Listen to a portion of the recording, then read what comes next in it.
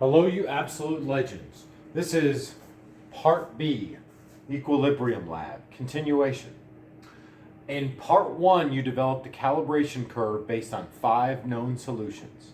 In this part here, you have 4 unknown solutions, and you have calculated or determined the concentration of this based on the absorbance curve that you built up in Part A. Now, just for illustrative purposes here, this concentration I'm just going to say is a very small number, 0.005 molarity. And this is our solution that we're trying to solve for here. We need to solve for this one right here is easy peasy in the sense that we can get it right off the calibration curve. But these two numbers here for our reactants, we need to discuss about how we can calculate that using what's called a Rice table. In a Rice table, we use a Rice table to calculate the changes in concentration of a reaction. R is the reaction, I is the initial. Here is my balanced chemical reaction. The initial molarities for all of these guys at T0, the instant things get set up right here. Products are pretty much always at 0 moles per liter because the instant thing started right here. These two items can be calculated as demonstrated in class and in the previous video, keeping in mind that the total volume of your solution is 10 milliliters. So the iron, I think I calculated 0.01 moles per liter. And this is the same for all 4 of your solutions because you're always using 5 milliliters of this solution. This thiocyanate does change for each of the solutions because you use either 1, 2, 3, or 4 milliliters. For solution 1, the initial concentration of SCN at time 0, the moment, is 0.002 moles per liter. Okay? Now, all this Rice table is saying here so far is that at time 0 of the reaction, the reactants are as high as they'll possibly be, and the products will be 0. That is all we're saying right here, but we're doing it with numbers. The numbers, we know what the starting concentrations of the reactants are because we read the labels on the solutions and added as much as necessary. But the products are starting at 0 here. Now, what the next line, C, change. How do the reactants change over time? How do the products change over time? Reactants will go down based on a ratio from the balanced chemical reaction. This reactant will go down at a rate of 1 because it has a 1 from the balanced chemical reaction.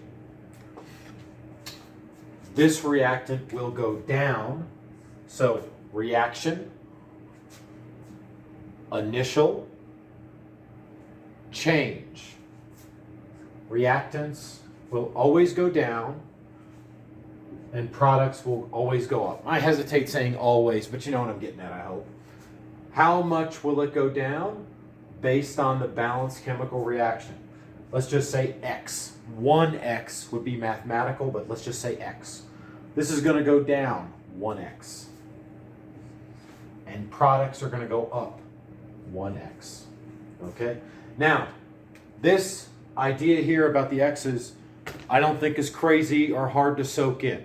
Reactants go down, products go up. It's either going to go down X and up X.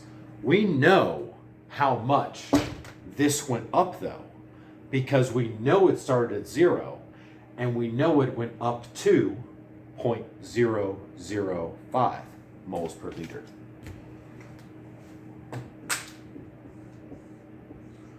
So we know X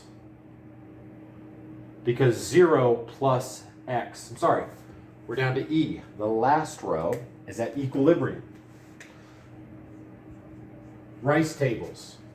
Rice tables are used to understand changes in concentration of a balanced chemical reaction. The C is the crucial line of the changes. Reactants go down, products go up. We do know that 0 plus X is going to equal 0.05 moles per liter.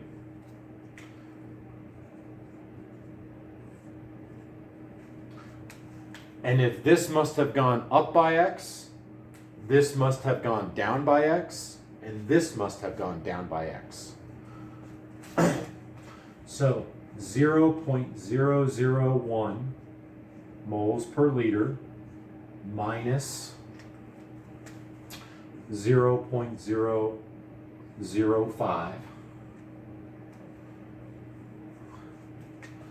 0.0002 moles per liter minus 0.005. Now I made up this number here. I didn't calculate this off a calibration curve. All of these numbers here should be either 0 or positive real numbers.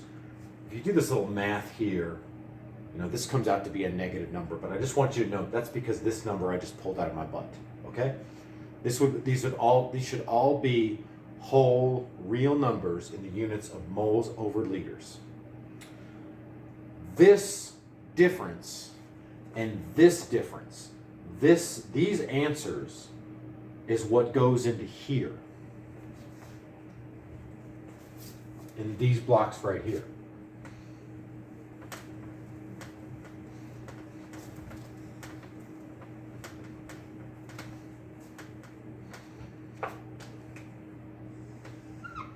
Remember, this number is what you determined from the calibration curve.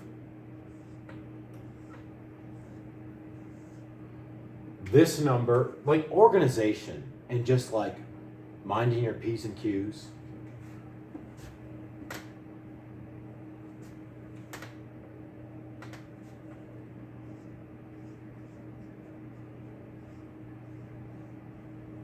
Just using your fingers to stay organized. This is this.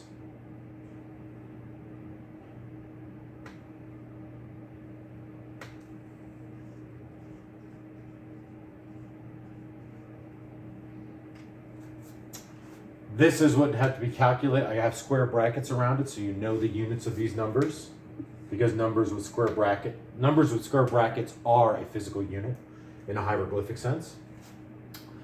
This right here, capital K, is products over reactants. The product, we determined its concentration spectroscopically using an historically used chart called calibration curve. At equilibrium, both of the reactants, we knew that both reactants started as high as they possibly could be based on how we made the solutions. And we knew it would go down a certain amount. And this is just organized with the idea of a rice table. This number minus X must be at equilibrium. And if this went up by X, these must go down by X. This is the calculation that's done for each of your solutions 4. And each solution 4 should have, each of your 4 solutions should have very similar capital K values because they are all done at room temperature. Hope this helps.